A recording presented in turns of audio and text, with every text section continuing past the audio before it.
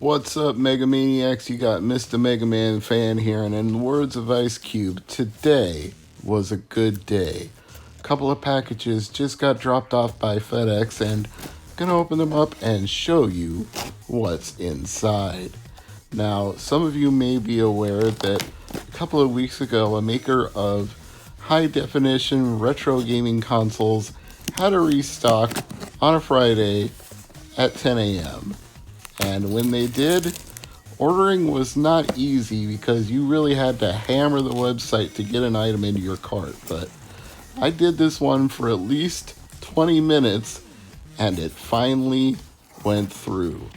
What we have in here is an Analogue Super NT. Now, unfortunately, the envelope that was inside the box got crushed a little bit. We'll get to that in a minute. But the Super NT itself was bubble wrapped and well protected by inserts on both sides, so the actual console is just fine. And some people were a little upset with the cost of shipping, which I must admit was not cheap at $20+, but considering that scalpers are selling this thing for twice the retail price on eBay and other merchant websites, I think $26 for shipping is pretty reasonable compared to paying $400, $500, $600, God knows how much for a Super NT. I'll take $26 shipping over that any day of the week. Now, as for that other envelope I mentioned, I didn't even realize that this came with a Super NT, so this was a little bit of a surprise, or as Saramaru would say, bonus! So what we have in here is a box for the director's cut of Super Turrican, which is one of two games that comes pre-installed on the Analogue Super NT, the other one being Super Turrican 2. This version of Super Turrican contains all of the material that they left on the cutting room floor because the ROM wouldn't fit in the cartridge size that they were using at the time otherwise. So this is the full intended version of Super Turrican, and now there's even a box to go with it. I suppose if you had bought the reproduction cartridge, which was sold through some website, I don't remember which one, it would have come in a box like this, but this one you just get to fold up for yourself and put on display.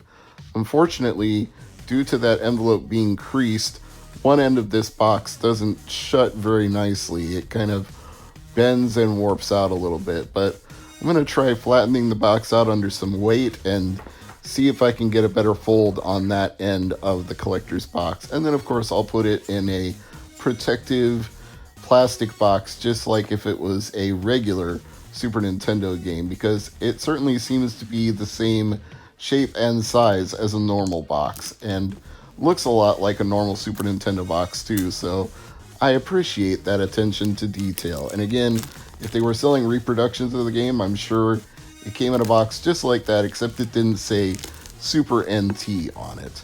Speaking of Super NT, let's get this thing out of the shrink wrap and get down to setting it up and trying it out, because that's something I've wanted to do for a very, very long time now. As you can see, I went with the classic Super NT color scheme. I'll admit I kind of wanted the black, but the way it was going with trying to get an order through on the website, I thought, beggars can't be choosers. The first one I can get into my cart and successfully check out with is good enough for me. The regular, the classic, or the black, I just kept on pounding away at it until I finally got one into my cart and got it checked out. So I was happy with whatever I got. And they also include some accessories inside the box, which is handy for setting up your console. You've got 3 different things in this little box that's inserted under the tray. You've got a power cord, an HDMI cord, and an adapter plug with the Analogue logo branded onto it. Now, I assume you could use any USB power plug adapter that goes USB to power cord, because they seem to be pretty standardized when it comes to what do you want to say, miniature consoles, analog products, anything that's like plugged into a power brick with a USB lead. they seem to be basically the same on both ends.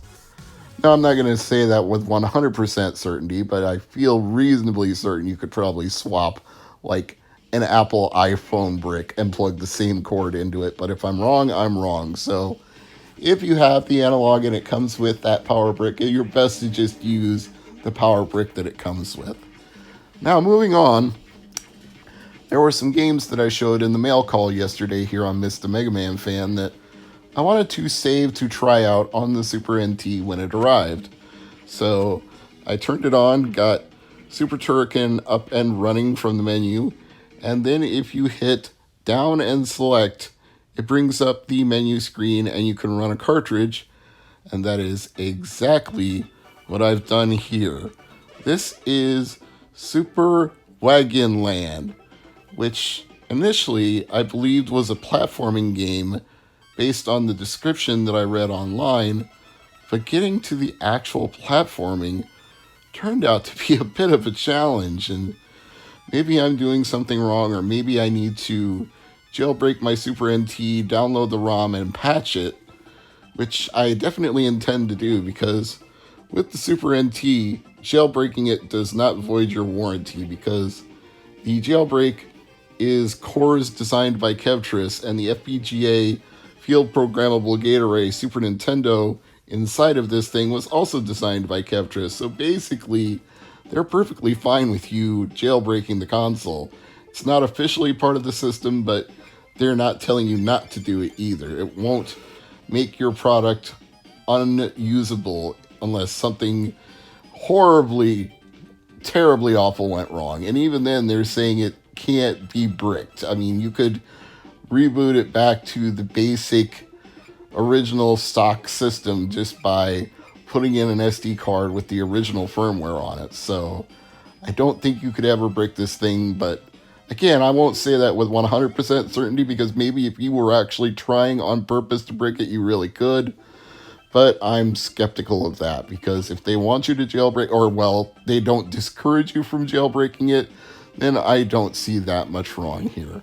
Anyway, this first section of Super Wagon Land, I couldn't even get past it to do whatever platforming there is in the game. It looks like you're getting some sort of pixelated image you're supposed to be able to identify, but I can't read the answers to the quiz, and I don't know the characters from Super Wagon Land well enough to match them up to any of the quiz answers anyway, so this very first scene of the game, I can't progress beyond it to do anything, and I'm kind of frustrated about that, but, well, it's only $1. It's not like it put me out a whole lot of money for this game, so I'll just have to try to figure it out later on. But in the meantime, we've got other games to test from my Super Famicom imports, so while I've got Super Turrican running from the menu, I popped out the cartridge and popped in another one. It's one of the nice things about this system. You don't have to power it off and power it on to swap cartridges. Now, I wouldn't take a cartridge out while the game is running. I think that could cause issues, but if you go into something like Super Turrican and then put in a new cartridge and then go back to run cartridge again from the menu, I don't think you should have any problems with that. I just wouldn't try swapping out cartridges in the middle of a game on the fly unless you potentially want to do some damage to the cartridge. I don't know if you could harm the system, but I would think you could possibly harm the cartridge that way, so I just wouldn't do it. Anyway, Rockman X3 seemed like a good excuse to not only show you the menus and the scaling options, but to really understand how good this system is, because as you all know, the X series games have some extra chips that other Super Nintendo cartridges don't, whether it's Mega Man X3 or Rockman X3. So if you're going to put a clone system through its paces, even one with FPGA that they refer to as being reference quality, meaning it's as good as the original hardware, well, you need something that's going to prove it can handle that without any flaws in the way it reproduces the game. And from what I'm seeing, it looks authentic, it plays correctly, and it gives me the confidence to go in and start messing around with the system options while the cartridge is inserted.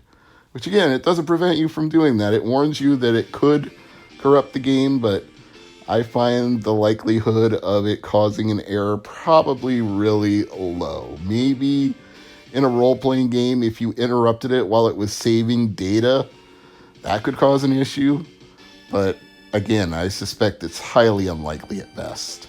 As you can see, both PAL and NTSC are supported from 480 to 1080, and you can also adjust the pixel sizing. You can use 4x3, 16x9, 16x10, 8x7, or 1:1 pixel ratio, and you can also adjust the scale of the zoom from 4 to 4.5 to 5, with 4.5 seemingly the sweet spot, although Kevtris put some interpolation in there to make sure that it would scroll smoothly at 4.5 without shimmer, because that's not an even integer for even-sized pixels, so his interpolation makes all of that go seamlessly when you're playing games.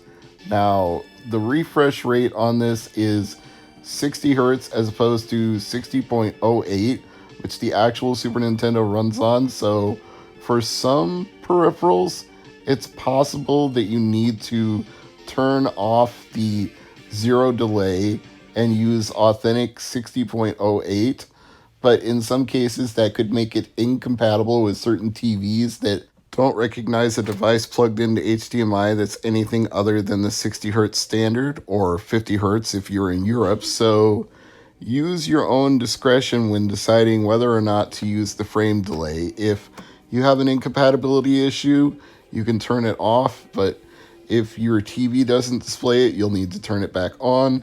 It's just one of those quirks that you'll have to decide yourself, but this system gives you that option to turn it on or off at your leisure, as it does with so many other things that you can adjust. You can adjust the LED light or turn it off or have it rotate through a series of colors. You can change the region on the fly, even during a game in progress, which could cause it to run fast or slow depending on which region it is. So that's one thing that you could do just for fun if you wanted to play a game in a quote-unquote overclocked way. If you've got a European import that was optimized for 50 Hz and you're playing it at 60, it might run fast. Or if you've got one that's 60 Hz and you're playing it in Europe at 50, it might run a little slowly. So just things you can goof around with for the heck of it. Elfaria is another one of those games I picked up for only $1 from the eBay seller that had Super Famicom games, and I can't say for sure whether it's going to be a good or bad game, but I can say it takes a long time to get anything to happen in the game. I couldn't even continue a previous game. I didn't know which buttons to press to load a previously saved game, so I had to restart the cartridge and select a new game, and then you get a very long series of text windows with no sound and nothing else going on, and then finally you get this cutscene with an old man and a younger woman. Maybe that's like a grandfather and a granddaughter. I don't know the full story of Elfaria, but I'm going to find a patch and get down to enjoying this game for what it is. Next up, I have a magical adventure Toruto game, which, according to Ryan Taylor, there's like 7 different games in the series between NES, Super Nintendo, and Game Boy. So a lot of different iterations of the series. And he told me in his comments that if it was like the other games in the series, that I would have a lot of fun with it. Well, little be known to me that not only was he right about that, but I thought it was going to be a role-playing game, and it's actually a platformer.